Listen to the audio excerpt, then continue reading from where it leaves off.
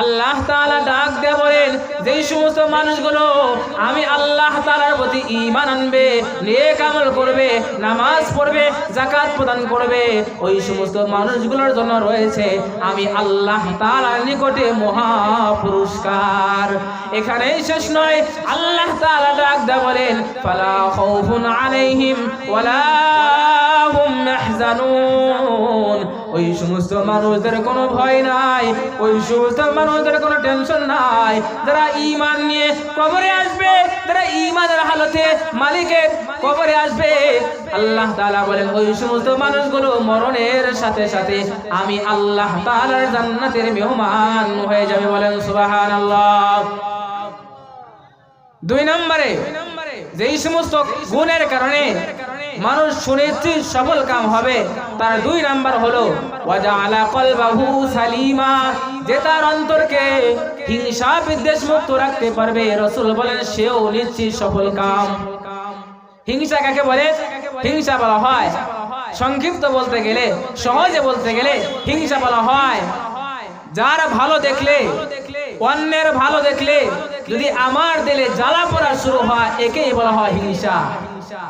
অন্যের ভালো দেখলে, অন্যের ব্যবসার উন্নত হলে, অন্যের ছেলে ভালো চাকরি পেলে যদি আমার দিলের ভিতরে জ্বালা পোড়া শুরু হয়, বুঝতে হবে আমার দিলে হিংসা আছে। এই কারণে হিংসা একটা মহা ধ্বংসাত্মক রোগ, হিংসা থেকে বাঁচতে হবে।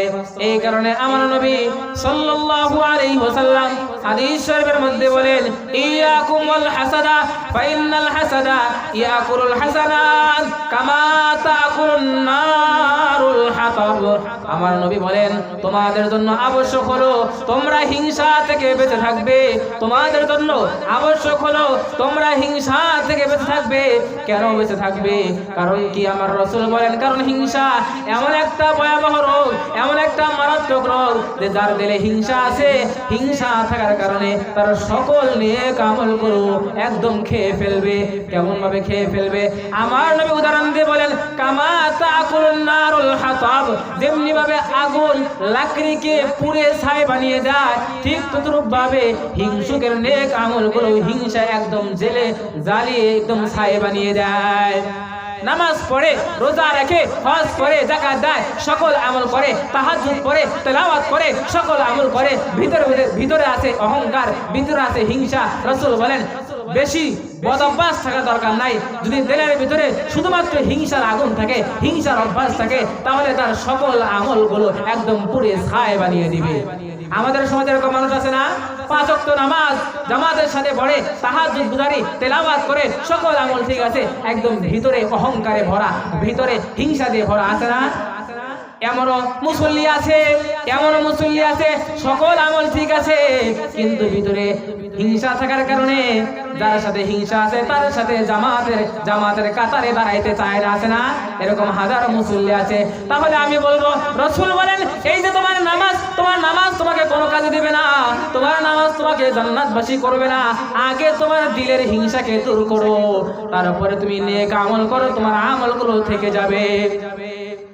এই কারণে আমার নবী বলেন, লা তাহাসাদু ওয়ালা তাবাগাযু ওয়ালা তাদাবারু ওয়া কুনু ইবাদাল্লাহি ইখওয়ানা। আমার নবী বলেন, তোমরা পরস্পর হিংসা করিও না, পরস্পর দুশমনি করিও না, একে অন্যের দোষ তালাশ করিও না, বরং তোমরা আল্লাহ তাআলার বান্দা হিসাবে তোমরা পরস্পর ভাই ভাই হয়ে যাও। আমাদের সমাজটা হিংসায় ভরপুর হয়ে গেছে, কথা ঠিক না? আমাদের সমাজের মানুষগুলো হিংসায় একদম ভরপুর হয়ে গেছে, হিংসায় ভরপুর হয়ে গেছে। ভাইয়ের সাথে ভাইয়ের হিংসা, বোনের সাথে বোনের হিংসা, এভাবে প্রতিটি সমাজে, প্রতিটি এলাকাতে হিংসায় ভরপুর হয়ে গেছে।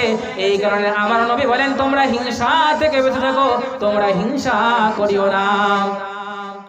আল্লাহ রাসূল সাল্লাল্লাহু আলাইহি ওয়াসাল্লামের দরবারে একজন সাহাবী আসলো, আসার পরে জিজ্ঞাসা করলো, ইয়া রাসূলুল্লাহ, আমার দিলের বড় তামান্না, আমার দিলের বড় আশা, আমি জান্নাতে আপনার সাথে থাকতে চাই।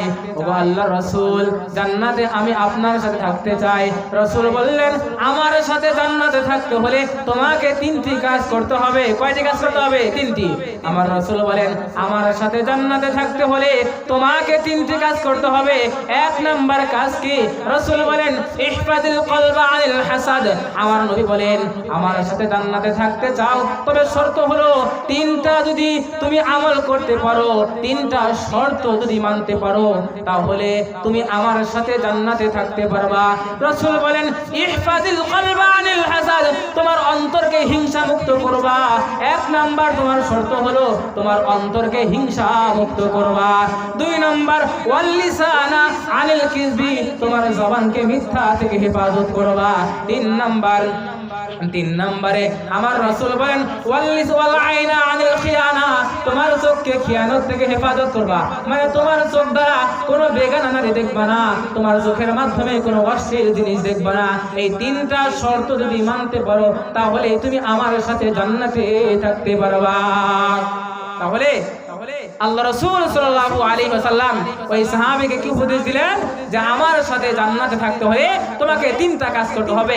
এক নাম্বার তোমার দিল থেকে হিংসা দূর করতে হবে। দুই নাম্বার তোমাকে সত্যবাদী হতে হবে। তিন নাম্বার চোখের খিয়ানত করা যাবে না, মানে বেগানা নারী দেখা যাবে না।